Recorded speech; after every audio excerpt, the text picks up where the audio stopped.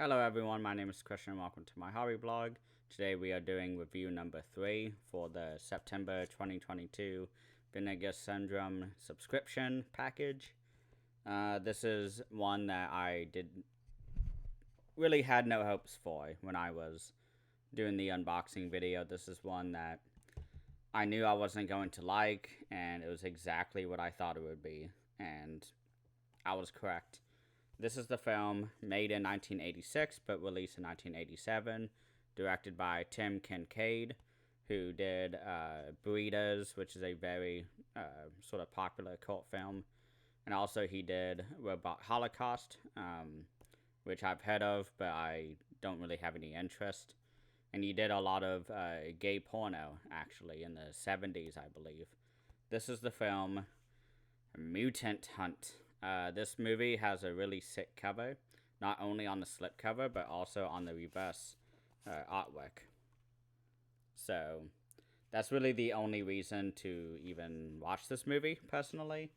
I've said the story, but it's basically people walking around hunting after mutants. Most of the mutants die, and then they are trying to track down one mutant. And it's just, oh my gosh, it is an absolute bore. This is the exact type of movie that I don't like to watch.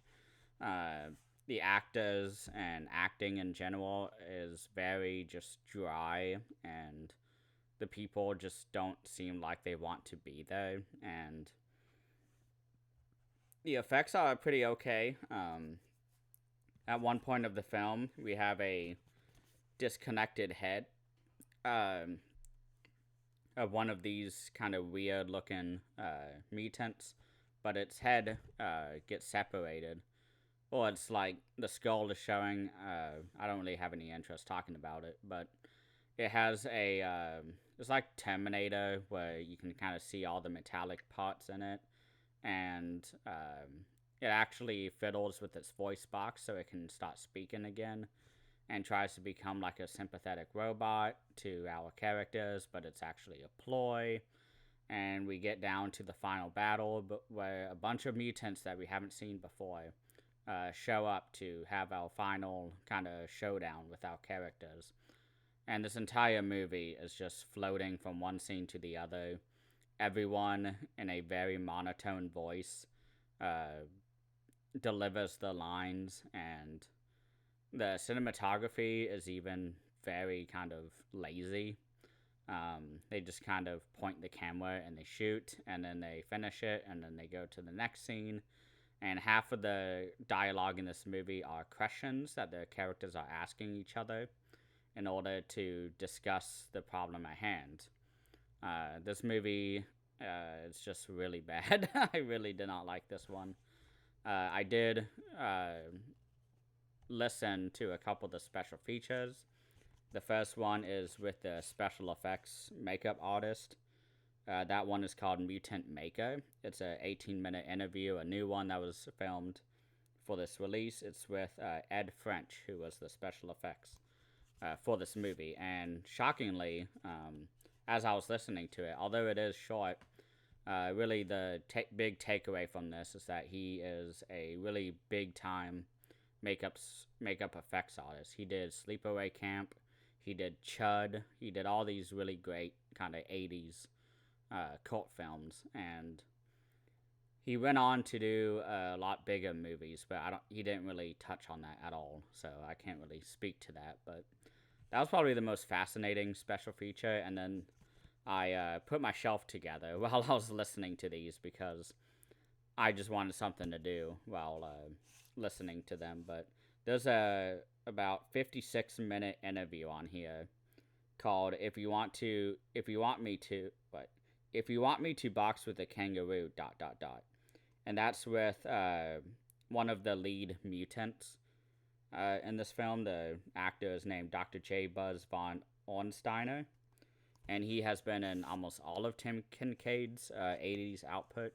He was in Breeders and Robot Holocaust, because he talks about how, for the most part, there were a lot of kind of overlap between these three films in terms of the acting, the special effects, the director, of course. But that was a pretty good interview. It's almost an hour long. Uh, Talks a whole lot about sort of how he kind of suffered through this movie. He said he had a lot of fun because there was a lot of kind of free reign to do whatever they wanted. But the issue was that he was playing one of the mutants who just kind of walks around all movie. And he has a really bizarre haircut that he kept talking about during the interview, talking about how they wanted him to shave half of his head.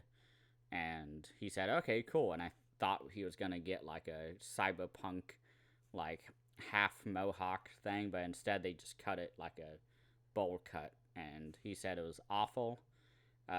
He said he is open to do a Mutant or Mutant Hunt 2, a sequel to it, and says that he would much rather just put a bald cap on or just a wig because he absolutely hated that haircut. And he just kind of goes back and forth talking about the conditions of New York City at the time, talking about how he and all the other mutant actors would, during the catered lunch, they would all sit together and talk about the AIDS epidemic, and how this movie is somewhat reflective. I don't know. I didn't get that impression at all while watching the movie, but he says that there was a lot of parallels to what was happening in kind of the gay side of New York City. And I didn't really get that at all, but maybe I gotta watch it again, but I'm not doing that. Maybe on the audio commentary track they talk about it, but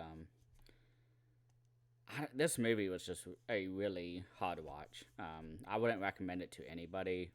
And just to answer the question, would I have bought this without the subscription? No, I wouldn't, because I saw this artwork and I just said, yeah, I know exactly what type of the movie this is.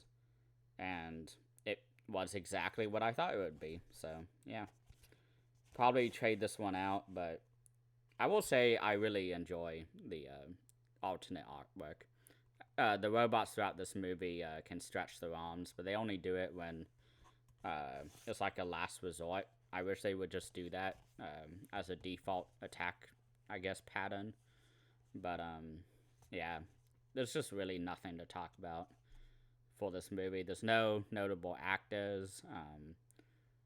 The most successful person that worked on this film was, of course, the special effects guy. He did Sleepaway Camp and Chud.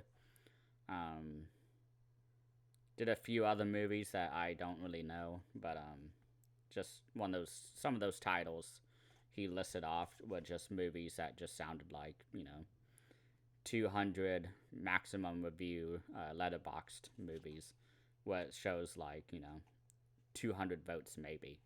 So I don't know. This is Mutant Hunt. I'm sorry that it's not the most high praise movie, but the final I guess review for this month's package will be Amityville Horror, and I haven't seen that, so I might do that some point this week. I was thinking about doing it today, but I also need to do the Spooktober watch, and then I'll see what else I can watch. So, did a Herschel Gordon Lewis double feature this morning, and that kind of took a lot of wind out of my sails, but I enjoyed them, so whatever. That is it for today in terms of the not Spooktober, but in terms of the Vinegar Syndrome package reviews. Thank you all so much for watching. Let me know if you've seen this movie, what you think of it. I would not recommend it at all, even with the special features. Although they were great, they were detailed, but not enough for me to keep it. So, everyone have a great rest of the Sunday.